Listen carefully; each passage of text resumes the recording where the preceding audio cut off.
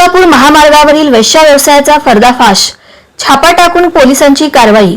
दौंड तालुक्यातील केडगाव येथील पुणे सोलापूर हायवे लगत असणाऱ्या हॉटेलवर यवत पोलीस ठाण्याने कारवाई केली आहे। येथे असणाऱ्या वेश्या व्यवसायाचा पर्दाफाश करत दोघांना यवत पोलिसांनी अटक केली आहे, तर एका तरुणीची यातून सुटका केली आहे। कारवाईत आरोपी वैभव दीपक पाटील वय 24 वर्षे, सध्या राहणार सागर लॉज केडगाव तालुका दौंड जिल्हा पुणे, मूळ राहणार ठेंबुर्णी तालुका माडा जिल्हा सोलापूर व अक्षय विलास मांढरे वय 23 राहणार वरवंड तालुका दौंड या दोघांना यवत पोलिसांनी अटक केली आहे।